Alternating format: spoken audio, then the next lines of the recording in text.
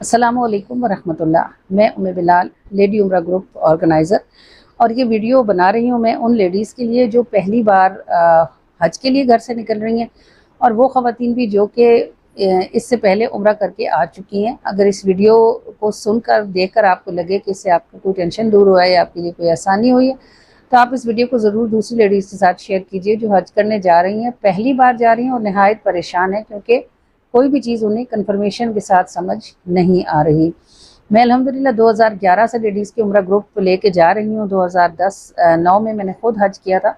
तो आपको जो भी कुछ बताऊंगी इंशाल्लाह ये वही होगा जो प्रैक्टिकली मेरे अपने प्रैक्टिकल में रहा है और जिसके साथ मुझे खुद आसानी रही है, मेरी ख़वातीन को आसानी रही है। सबसे पहली इन्फॉर्मेशन उन ख़वातीन के लिए जो कि पहली बार हज के लिए निकल रही हैं, चूँकि आप जिस मौसम में हज के लिए जा रही हैं वहाँ अगरचे टेम्परेचर अभी फ़िलहाल नहीं है, लेकिन टेम्परेचर एकदम रेज़ हो जाता है। तो एक तो आपने कपड़े जो रखने हैं बिल्कुल हल्के रखने हैं, यानी पतली लॉन रखनी है आपने। कलर लाइट नहीं रखना, डार्क कलर के कपड़े रखने हैं क्योंकि आप कभी हरम में होते हैं और कभी होटल में होते हैं। तो आपको हमेशा होटल में गाउन नहीं पहना जा सकता, तो आपके पास कपड़ों का कलर डार्क होना चाहिए ताकि आप जब दुपट्टे के साथ अपने रूम से निकलें तो आप अपने आप को अच्छे से कवर किए हुए हों। ज़्यादा बेहतर ये है कि ये जो एक बड़ी पर्दे वाली चादर होती है आप ये अपने साथ रखें। और कपड़ों के कम से कम आपके पास 15 सूट होने चाहिए, कम से कम 40 दिनों के लिए अगर आप जा रही हैं तो 15 सूट इनफ उन्हें होने चाहिए आपके पास। अगर आप ज़्यादा करना चाहें तो आप इनको 20 तक ले जा सकती हैं। अमूमन जो होटल हरम से दूर होते हैं उनमें वॉशिंग मशीन वगैरह की सहूलत मौजूद होती है और कपड़े धोए और सुखाए जा सकते हैं। और ऐसी ख़वातीन जो अबाया पहनती हैं, और अबाया सबको ज़रूर ही पहनना चाहिए क्योंकि वहाँ हर मुल्क का अपना एक प्रोटोकॉल है और सऊदीया का प्रोटोकॉल अबाया है। अगर आप अबाया नहीं पहनते तो बड़ा डिस्ग्रेसफुल फ़ील किया जाता है वहाँ अबाया ना पहनना। ये अलबत्ता हो सकता है कि अगर गर्मी के मौसम में आप गर्मी की शिद्दत की वजह से ब्लैक अबाया ना पहनती हों तो आप किसी किस्म की पतली लॉन का अबाया भी बना सकते हैं, लेकिन कलर आप अगर ब्लैक ही रखें या कोई डार्क कलर रखें और प्लेन अबाया बनाएं। रंग बिरंगे प्रिंटेड कपड़ों के अबायज़ ना बनाएं, बड़े सोबर नहीं लगते पहनने से। आप बेशक पतली लॉन का अबाया बनाएं, लेकिन आप किसी एक डार्क कलर का अबाया बनाएं। नेवी ब्लू बना लें, ब्राउन बना लें, डार्क ग्रीन बना लें, वाइट ना बनाएं क्योंकि वाइट कोई चीज़ छुपाता नहीं है बल्कि उसको छुपा कर दिखाता है तो ज़्यादा दिखती है। कपड़ों को भी ध्यान कीजिएगा। हमारे यहाँ स्पेशली लोग हज या उम्रे के लिए जाते हैं तो वो समझते हैं कि कपड़े वाइट ही होने चाहिए, तो ऐसा बिल्कुल ना कीजिएगा। पतले कपड़े लीजिएगा लेकिन डार्क कलर के कपड़े लीजिएगा। ये उस सवाल का जवाब है जो मेरी बहनें बार बार पूछ रही हैं कि हम किस तरह के कपड़े साथ लेकर जाएं। दूसरा सवाल ये आता है, बहुत ज़्यादा पूछा जाता है कि हम अपने साथ खाने पीने के लिए क्या लेकर जाएं।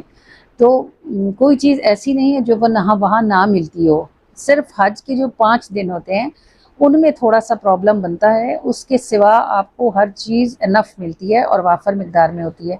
और जाहिर है कि आप अगर अभी जा रहे हैं तो हज के 5 दिन अभी दूर हैं, अभी से आप कोई चीज़ साथ ऐसी नहीं ले जा सकते जो अभी आपको वहाँ काम आती हो।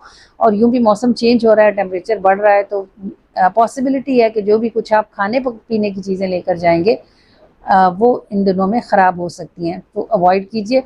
ये गोगियाँ जो हमारे लोग बनाते हैं, वो मीठी रोटी, वो आप बना के साथ ले जा सकती हैं। आप अचार साथ ले जा सकती हैं। आप अपने साथ चीनी ले जा सकती हैं, पत्ती ले जा सकती हैं।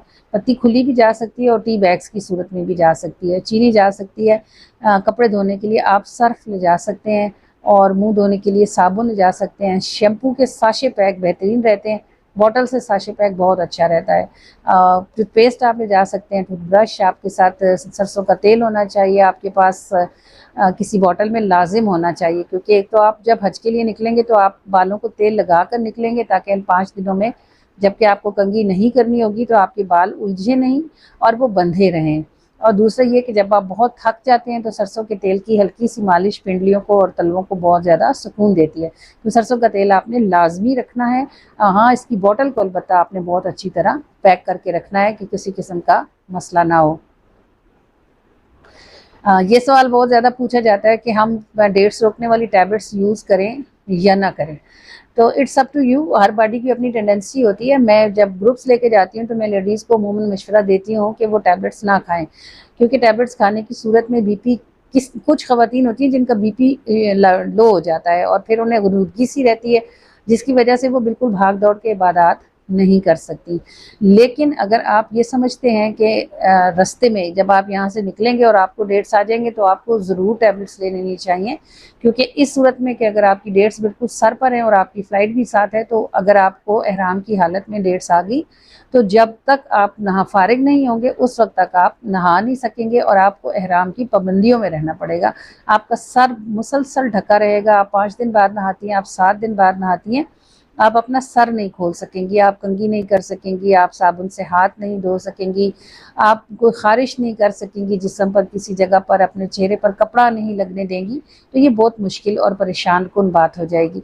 तो इस सूरत में जब जाते वक्त या आपकी फ़्लाइट के टाइम पर इसलिए कि वह जो हाजी होता है उसे वापस आने से पहले तवाफ़ विदा करना होता है, और तवाफ़ विदा किए बगैर अगर आप वापस आ जाएं तो ये एक बड़ी मुश्किल बात होती है। हज के बाद तवाफ़ ज़ियारा होता है, वो तवाफ़ ज़ियारा किए बगैर एहराम की पाबंदी ख़त्म नहीं होती। ये सब मैं इंशाल्लाह आपको आगे डिटेल से बताऊंगी। तो बस ये चेक कर लें कि अगर आपको जाते वक्त और वापस आते वक्त डेट का इशू आ रहा है तो आप बिल्कुल गोलियां ले लें, उसके बगैर आपका काम नहीं बनने वाला। और अगर हज के दिनों में आपकी डेट्स आ रही हैं देन भी आप टैबलेट्स ले लें, और टैबलेट हमेशा ये जो डेट्स रखने वाली टैबलेट्स होती हैं डॉक्टर से लेके जाएं, इनकी पाबंदी करें, इनमें नागा नहीं होना चाहिए। 2 डिब्बियाँ आपके पास हों, एक हमेशा आपके हैंड बैग में रहे और एक आपके हैंड कैरी में रहे, ताकि आप कभी भी उसको टाइम पर खाना ना भूलें। और उसका नागा नहीं आपने करना, क्योंकि जैसे ही आप खाती हुई गोलियां छोड़ती हैं या नागा करती हैं तो विद इन 1 और 2 डेज़ जो है वो आपको पीरियड स्टार्ट हो जाते हैं। और डेट्स के बाद होने वाले पीरियड्स बिल्कुल ख़त्म जल्दी नहीं होते, ये स्पॉटिंग में चेंज हो जाते हैं और फिर काफ़ी परेशान करते हैं। इसलिए ये चेक कर लें जाते वक्त, आते वक्त और हज के दिनों में अगर आपकी डेट्स पड़ रही हैं तो आप ज़रूर टैबलेट्स लें। और जब आपका हज गुजर जाए फिर उसके बाद आपको टैबलेट लेने की ज़रूरत नहीं है, क्योंकि आप जिस मकसद के लिए गए थे वो मकसद पूरा हो गया है। एक सवाल ये बार बार पूछा जाता है कि हम एहराम क्या चीज़ है, हमारा एहराम क्या चीज़ है। तो भाई लेडीज़ का जो एहराम है वो सिर्फ उनके सर का स्काफ है, उनके कपड़े और उनका गाउन, उनका स्काफ उनका एहराम नहीं है। अगर वो नहाना चाहती हैं हालत एहराम में तो बिल्कुल नहा सकती हैं, और अगर वो कपड़े तब्दील करना चाहती हैं, गाउन तब्दील करना चाहती हैं, वो कर सकती हैं। तो सिर्फ उन्होंने अपना सर नहीं खोलना, बाकी लिबास वगैरह तब्दील करने और गाउन तब्दील करने से उनके एहराम को कोई फ़र्क भी नहीं पड़ता। अब जब आप फिर ये पूछा जाता है कि फिर हम वज़ू में क्या करें, तो वज़ू के वक्त में आप एहराम सर से ज़रा सा उठाएंगी, खोलेंगी और मसा करने के लिए हाथ गीले करके सर पे फेरेंगी और साथ ही फ़ौरन अपने एहराम को वापस अपने सर के ऊपर लपेट लेंगी। हालत एहराम में बिला ज़रूरत अपने एहराम में पिने और सुइयाँ वगैरह लगाने से एहतराज़ करें, और अगर बामरे मजबूरी आपको लगानी पड़े कि एहराम यानी स्कार्फ्स इसके बगैर सेट नहीं होते, तो आप उम्रा करने के बाद लाजमन सदका दें, और हज करने के बाद भी ज़रूर ही देना चाहिए कि छोटी मोटी जो गलतियाँ कोताहियाँ हो जाती हैं वो सदका देने से माफ़ हो जाती हैं। हाँ जी, इस्त्री के मुतालिक पूछा जाता है, बिल्कुल आप इस्त्री साथ लेके जाएंगी। फ़िलिप्स की फेरी लाइट या इस तरह की कोई भी इस्त्री जो हल्की है वो आप अपने साथ अपने सामान में रखेंगी, क्योंकि इसके बगैर गुजारा नहीं है। क्रॉनिक पेशेंट्स जो होते हैं उनकी मेडिकेशन के बारे में पूछा जाता है।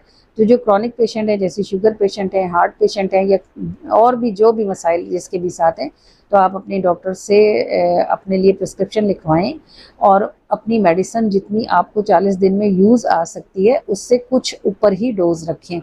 और कोई आपके पास इमरजेंसी किट होनी चाहिए, अपने बैग में आपके हमेशा रहनी चाहिए, जिसमें आप अपनी ये मेडिकेशन हमेशा रखेंगे, अपनी मेडिसिन, ताकि आपसे ये मेडिसिन स्किप ना हो जाए।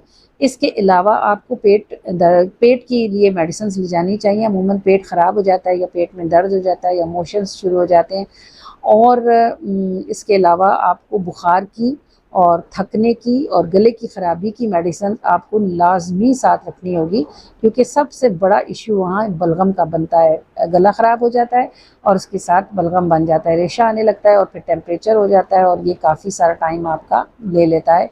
इसकी मेडिसिन आपने ज़रूर रखनी होगी। मास्क के लिए आपने बहुत एहतियात करनी है कि बिल्कुल इन 30-40 दिनों में आपने मास्क के बग़ैर नहीं होना।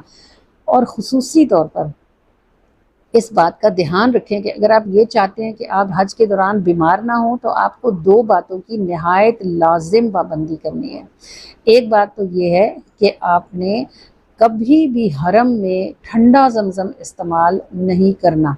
ना आप हरम में ठंडा पानी पिएंगे और ना ही आप होटल में ठंडा पानी पिएंगे। पानी नॉर्मल टेम्परेचर का इस्तेमाल कीजिए। हरम में 5-6 ठंडे पानी के कूलर्स के बाद एक कूलर ऐसा रखा होता है जिस पर लिखा होता है नॉट कोल्ड, यानी ये पानी ज़मज़म ठंडा नहीं है, आम टेम्परेचर का ज़मज़म है। हमेशा अपनी पानी की बोतल भी उसी ज़मज़म से भरिए, उसी ज़मज़म से मुँह धोइए, उसी ज़मज़म को पीजिए और उसी ज़मज़म को अपने सर पे डालिए। जब हम तवाफ़ के बाद सही में जाने से पहले सर पर ज़मज़म डालते हैं और चेहरे पर डालते हैं, तो कभी भी ठंडा ज़मज़म ना इस्तेमाल फरमाइए, क्योंकि तवाफ़ करने के बाद चलने से जिस्म गर्म हो रहा होता है और जब हम ठंडा ज़मज़म पी लेते हैं तो बस सर्द गर्म की वजह से फिल फौर अटैक हो जाता है और इंसान बीमार पड़ जाता है। ये एहतियात अगर आप कर लेंगे, एक तो ये कि ज़मज़म ठंडा इस्तेमाल नहीं करना और दूसरा ये कि कभी भी किसी कारपेट पर बग़ैर जाए नमाज के सजदा नहीं करना। दुनिया के हर मुल्क से आया हुआ शख्स इन कारपेट्स पर सजदे कर रहा होता है, छींक रहा होता है, खांस रहा होता है और उसके जरासीम डायरेक्ट कारपेट्स में जा रहे होते हैं। अगरचे वहाँ सफाई का निज़ाम नहायत आला है, लेकिन मखलूक खुदा भी उसी कदर ज़्यादा है। तो एहतियात इसमें है कि आपके पास हमेशा अपनी एक छोटी पतली जायनमाज हमेशा मौजूद रहे, और अगर आप जायनमाज का वज़न नहीं उठा सकते तो एक छोटा टॉवल जो हैंकी होता है वो आपके बैग में होना चाहिए। अपने सजदे की जगह को हमेशा अपनी किसी महफूज चीज़ से कवर करके सजदा करें, ताकि आप बिल्कुल ना देखे हुए जरासीमों की जद में आने से बचें। ये एहतियाती तदाबीर हैं। और फिर इसके बाद पूछा जाता है कि नमाज़ों से मुझसे मुतालिक सवाल किए जाते हैं कि हम नमाज हरम में कैसे पढ़ेंगे, किस इमाम के पीछे कैसे पढ़ेंगे, और हम होटल में नमाज कैसे पढ़ेंगे। तो इन सवालों के अलग अलग जवाब। अगर आप ये सवाल कि इमाम के पीछे नमाज कैसे पढ़ेंगे, तो भाई इमाम के पीछे नमाज पढ़ना बहुत आसान है। आप इमाम के पीछे सिर्फ ये नियत करें कि मैं नियत करती हूँ, जैसे आपने फजर पढ़नी है, 2 रकात नमाज फ़र्ज़ फजर पीछे इस इमाम के, अल्लाह अकबर कहिए और इमाम के पीछे खामोशी से खड़ी हो जाइए। अगर आप इमाम के पीछे एक हर्फ भी ना पढ़ें, फिर भी आपका ज़िम्मेदार इमाम होता है जब आप जमात पढ़ ले रहे होते हैं, और इमाम आपकी नमाज पूरी करवा देता है। तो बस आपने सिर्फ इतनी बात का ध्यान रखना है इमाम के पीछे नमाज पढ़ते वक्त कि ना तो इमाम से पहले सजदे में जाना है, ना रुकू में जाना है, ना ही सलाम मोड़ना है। 2 आवाज़ें आती हैं वहाँ अल्लाह अकबर की, जब क़याम के बाद जब रुकू में जाने लगते हैं ना, तो अल्लाह अकबर की 2 आवाज़ें आती हैं, एक इमाम की होती है और उसके पीछे मुकब्बर की आवाज़ होती है। आपने दूसरी आवाज़ पे रुकू में जाना है, पहली आवाज़ पे नहीं जाना। यही हाल सजदे से में जाने और सजदे से उठने का है, और यही हाल सलाम फेरने का है। दूसरी आवाज़ का इंतज़ार करेंगी और दूसरी आवाज़ के बाद मूव करेंगी। बस इतनी बात अगर आपने याद रख ली तो इंशाल्लाह हरम में आपकी कोई नमाज भी ज़ाया नहीं होगी इंशाल्लाह अज़्ज़ा वजल। ये हो गया इमाम के पीछे नमाज पढ़ना। दूसरी बात यह है कि जब आप इमाम के बग़ैर नमाज पढ़ेंगी, तो आप इमाम के बग़ैर नमाज हरम में पढ़ें या होटल में पढ़ें, आपकी नमाज कसर होगी। और कसर ये है कि आप 4 फ़र्ज़ों को 2 करके पढ़ेंगे। जितनी नमाज़ों में 4 फ़र्ज़ आते हैं आपने उनको 2 करके पढ़ना है। और कसर नमाज में सुन्नतें और नफिल नहीं अदा किए जाते, सिर्फ़ फ़र्ज़ कसर करके पढ़े जाते हैं। और इनकी नियत भी ऐसे की जाती है कि मैं नियत करती हूँ 2 रकात नमाज फ़र्ज़ कसर ज़ोहर, बस ऐसे नियत करेंगी आप और आप नमाज को अदा कर लेंगी और 2 फ़र्ज़ ही लेंगी। असर को भी ऐसे ही पढ़ेंगी, इशा के भी 2 फ़र्ज़ पढ़ेंगी। 3 और 2 रकतों वाली नमाज़ें, ये मैं कसर आपको तब बता रही हूँ जब आप तन्हा पढ़ेंगी, जमात के साथ नहीं। होटल में पढ़ें या हरम में पढ़ें, कसर ही होगी।